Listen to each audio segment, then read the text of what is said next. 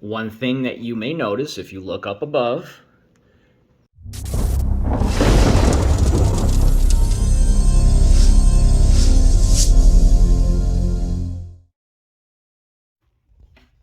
good morning, everyone. So, Memorial Day weekend, I am here working. I'm not sure if anyone else is going to show up today. I don't force people to work on the weekend, especially holiday weekends. People show up, they're going to be here. If not, we'll see them. We'll be back open on Tuesday. I had some time out this last week. Unfortunately, we had a coworker here where he lost 2 family members, I think within like a 3-day period. In that sense, take as much time as you need away from the business. We'll cover you. We're a team here, and that's just how we operate. So I had to cover a lot of extra stuff last week. I am tired. If you can't see it in my eyes, it is, as I said, it is morning. I am waking up. But there's 2 big things one big thing I want to cover that I've been saying that I wanted to cover is the Etuning process. A lot of guys are just fascinated by it, and a lot of people don't even know what it is. So I'm going to be covering that. So you'll see that whole process. And then the other car that I got up today is a Turbo Civic that is up on the dyno, as you can see behind me. Let's get to work. Let's see what we got to go. Let's see what we're dealing with. We got a B18 C1 up. In case you couldn't tell, it is turboed. And I got this thing strapped up yesterday on the dyno, so I didn't have to do any of that stuff. I already built the tune for it. Seeing how everything looks. I found 2 things. I notified the customer. The small fuel filter. If you're not familiar with those, they're absolutely horrible. They clog up. Some of them actually have nothing even in the middle. I've taken ones off and it's literally straight through. Nothing. I don't even know what I don't even know what the purpose is. I can't say. But highly recommend getting rid of that guy. It's only going to cause bad news, clog up, be chasing some issues. So the other thing I noticed, not a huge ordeal, is the dump tube is cracked a little bit. If you can see it, you can see the crack right there. If I wiggle a little bit. So hopefully that holds up on the dyno. If it breaks off, it should shoot. And I forgot to clean my trash can out, so I got cut off there. If it does break off, I was going to say it looks like it should shoot straight up, but there is actually some wiring underneath here that I would be worried about. So if it were to break off, I'll take that bolt off, get it welded up, continue on with it, and go from there. So I'm going to hop in, see how this thing wants to do. I'm going to dial in partial throttle first, and then we will start creeping into boost, and I will be right back before we get into boost. One thing I wanted to mention too is the catch can system. This guy is shooting for some big power. It is highly recommended that no matter what power you're shooting for, get a catch can. If you're not familiar with catch cans, we did a great podcast or a vlog, whatever you want to call it. I'll link it down below. Really going in depth about what a catch can is. So I don't want to go too crazy because I'll talk my head off on that. But yes, just wanted to also mention that. So I'm going to hop in and go from there.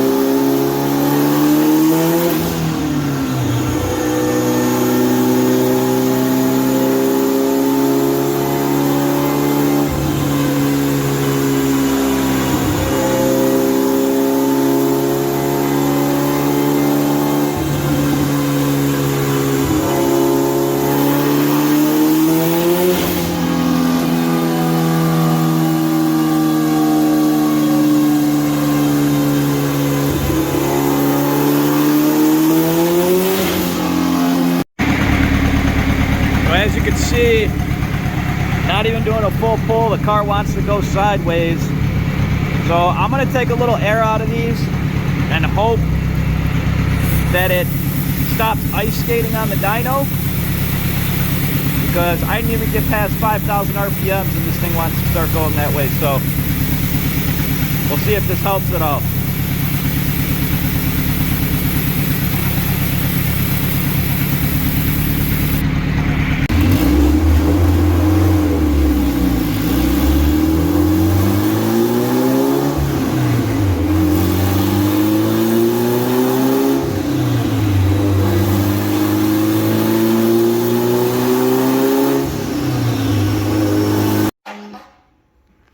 So as I'm up in the boost here, getting closer to his power goals, and we're pretty close right now. I wasn't anticipating having to stop, or else I would have got more videos of some pulls. Coolant is starting to overflow from the reservoir. Now timing is super conservative right now. So it's not a timing type deal, and it's on E85. So if you're not familiar with the whole ordeal, let me explain some stuff. What I believe right now is happening is once we're approaching the boost levels that we need to get to his target, the head is starting to rise. Once the head starts to rise, you're gonna get pressure in the coolant system. It's gonna find any little passage to go to, could blow off hoses, could do all that fun stuff. Now, being on E85, one of the things that allows you to do is add more timing. It's a lot safer because it's harder to combust E85. Here's the issue more so, or this is what I'm kind of getting at. One of the main purposes of a dyno is to dial in, of course, air fuels in a safe environment. But if you had a wideband hooked up to your car through the computer, you can always dial widebands in on the, air fuel. You can dial that in on the street. For the dyno, to figure out ignition timing, which is called MBT, maximum brake torque, you can go Google that, that's where your timing needs to be. That's what the dyno, in simplest terms, you're gonna, once you get everything set up and where you want it, you're gonna add timing, and once you stop making an excessive amount of gains, so let's say I add a little bit of timing. Let's say I put 1 degree of timing in, or 1.5 degrees of timing, and we jump an extra 15 horsepower, the car wants more timing. Now, let's say I add a degree of timing or 1.5 degrees of timing, and we only gain, let's say, 2 horsepower. There's no sense of pushing it anymore. You dial back that timing just a little bit, and then there you go, you're set. So there's a lot of people that don't understand the principles of tuning, and they go off of hearsay. They go off of a buddy. They go off of, can even go off of another shop. Unfortunately, in any business, there's businesses that just don't care about the goal of running their business and getting people, getting business in. They just want a bad mouth. They just want, well, it's because of this, it's because of that shop. They want to point fingers at the other shop, no matter what the case is. And in this industry, and it's pretty much been like that for a while, and I think it's a big ego thing. I'm gonna explain to the customer what's going on. That's the other thing too. A lot of guys will reach out. Hey, I'm having an issue, this, and that. We're gonna cover that here shortly. And it's like, okay, well, when they took it off the dyno at another place, did they tell you what it could be? No. It's like, well, why not? Like, why don't you have, I try to make a list, and I'm going to make a list of everything that I think that it could possibly be, and it could be something as simple as maybe the head studs are a little bit loose and they just need to be torqued back down. My thing is, and this is where other people, I didn't hit his power goal. We're close, but I didn't hit it. If I do another pull, can we hit the power goal? Yeah, possibly. Is the motor going to go home? Is the engine going to go home in pieces? I can't say. If you overpressurize the coolant system, very good risk of cracking a sleeve. So that's not what I'm going to do. It's not about making the peak horsepower number and saying, hey, boom, here's your dyno sheet. We hit your goal, but unfortunately, your engine let go. So at this point, I'm gonna play it safe. Now, as I'm saying all this too, I want you guys, as I always say, and I started this channel for educational purposes, go do more homework and research on what I'm talking about. Don't let people get inside your ear. And watch who you're listening to.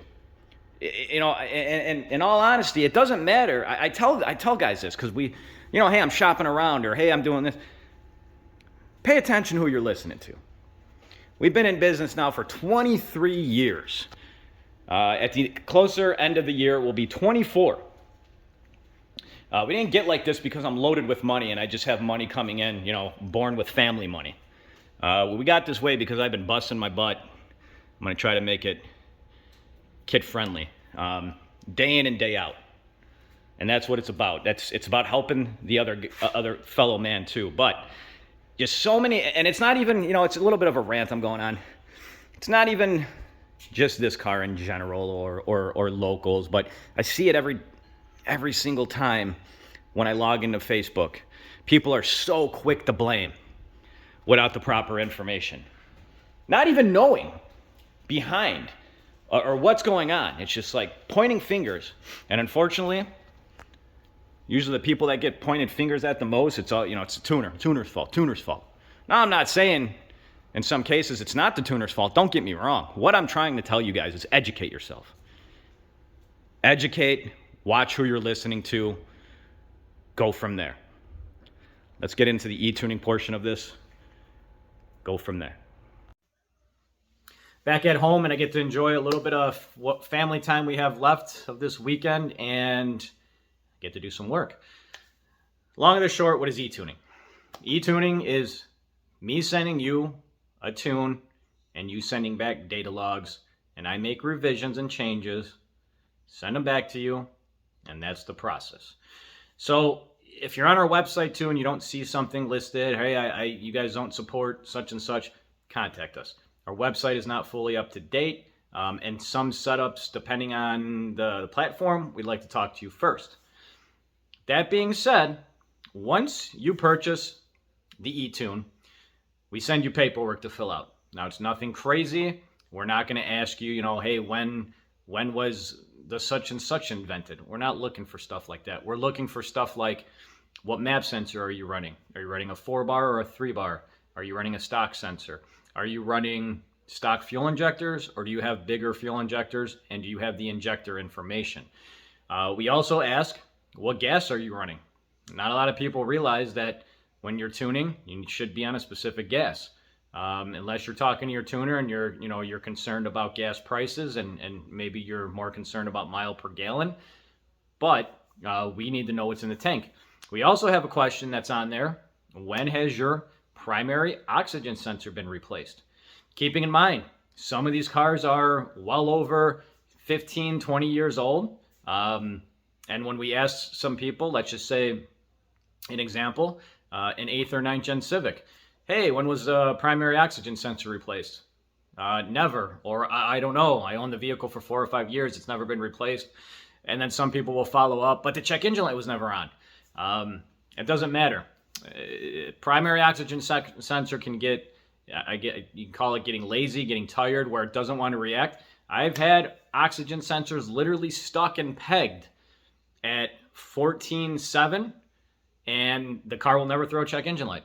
So since one of the main primary sensors that I am using, and my phone cut me off again, I really need to clean it out and make some room.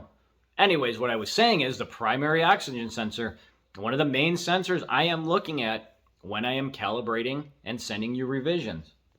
Shut that notification off. So it is very important to make sure you have a fresh oxygen sensor, primary oxygen sensor in your vehicle. Now, of course, if you're like on a Haltech setup, you're going to want to make sure that your wideband that you have plugged in running is fresh. You know, a lot of people don't realize oxygen sensor, wideband sensors are a wear type item that should be replaced. You know, I don't want to say every year, but you kind of get what I'm going for. So with that being said, I'm going to open up a data log I have here. The first one is actually a customer. He hit me up. He's getting tuned. He's out of state. He has to drive 4 hours away, and he said his car is not acting right, and he wants to make sure the base map that was provided by, I think he said Craftworks, is his issue. Now, I told him, I said, hey, when I tune people, I'll actually send you a map to send. I send you a map before coming down here. You drive down here on my map to ensure everything is good. I like, me as a tuner, I like to make sure your car is 100%. You can send me some data logs even beforehand. So when it goes on the dyno, we know what we're dealing with. There's no surprises. He still wanted to go with the base map. I told him the base map included no revisions. If he wanted to do e-tuning, told him the price difference. And he said no, he still wanted to go with the base map. I was feeling super nice. And I said, hey, I sent him the base map. I said, send me a data log. Let me just take a look at it. You got a 4-hour trip. I want to make sure your trip is safe. I want to make sure that I can hit my tripod there, sorry. I want to make sure if there's anything wrong with your vehicle that I can catch it so your tuner doesn't have to catch it the day of the tune. So let me show you what he sent back. And I'm going to flip the camera on and go from there. One more thing I wanted to cover and I fully forgot. When you purchase an e-tune from me, not only do I send you the file, I send you specific instructions. So you don't have to feel like you're just getting tossed a file and then what do? I send you specific instructions of how to data log, what I'm looking for specifically, and then go from there. So, it's that simple. You purchase the e-tune, we send you the file to fill out, the paperwork to fill out, we send you the tune, and then you send us back the data logs, and then I send you the revisions, and we go back and forth, back and forth. And what I'm going to show you is it's incredible how many problems can just be seen over a data log. So now before somebody mentions, I do know that there is software that I can use to video capture. I have the software. I just forgot how to use it because I haven't used it in a while. And I actually did clean my computer screen. You might see some marks on it still, but that's, I think, just marks from closing it. Anyways, this is the data log. And you can see all my gauges up here that I have. And what I'm looking for basically is if we have to add or take away any more fuel, how the thing is running. And this is how I start with my e-tunes. We want to dial in air fuels first, make sure they're 100% before we start messing with ignition or cam timing. Now, one thing that you may notice if you look up above, and it is in red, you see the ECT2, -40. Well, I asked the guy, I said, and if you're not familiar with, if you're running flex fuel, you would take the ECT2 input and you're going to use that. So I asked him, I said, hey, are you running a flex fuel sensor? Because your ECT2 temps are reading really wrong.